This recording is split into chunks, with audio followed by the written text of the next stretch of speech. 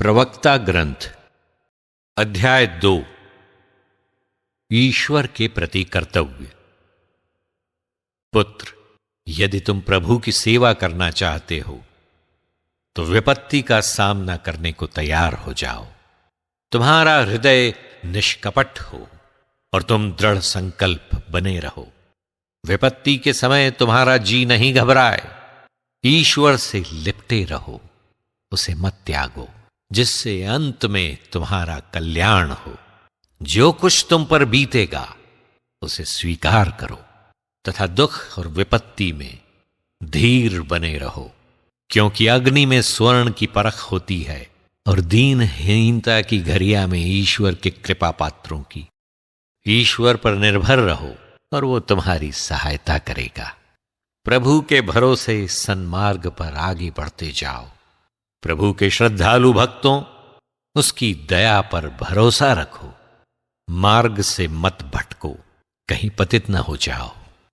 प्रभु के श्रद्धालु भक्तों, उस पर भरोसा रखो और तुम्हें निश्चय ही पुरस्कार मिलेगा। प्रभु के श्रद्धालु भक्तों, उसके उपकारों की चिरस्थायी आनंद और दया की प्रतीक्षा करो। प्रभु के श्रद्धालु भक्तों, उससे प्रेम रखो और तुम्हारे हृदयों में प्रकाश का उदय होगा। पिछली पीढ़ियों पर विचार कर देखो, किसने ईश्वर पर भरोसा रखा और वो निराश हुआ? किसने ईश्वर पर श्रद्धा रखी और वो परित्यक्ता हुआ? किसने ईश्वर से प्रार्थना की और वो उपेक्षित रहा? क्योंकि ईश्वर अनुकंपा और दया से परिपूर्ण है।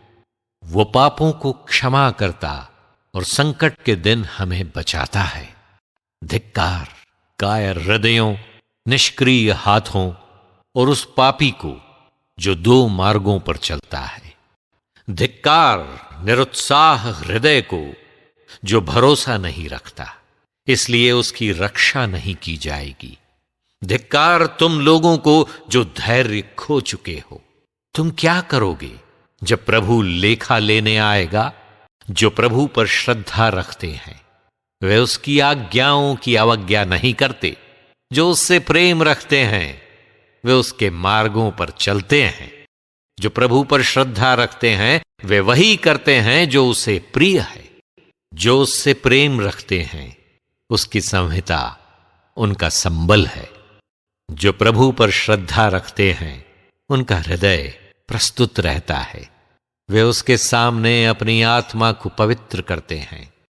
जो प्रभु पर श्रद्धा रखते हैं वे उसकी आज्ञाओं का पालन करते हैं और उसके आगमन के दिन तक धैर्य रखेंगे।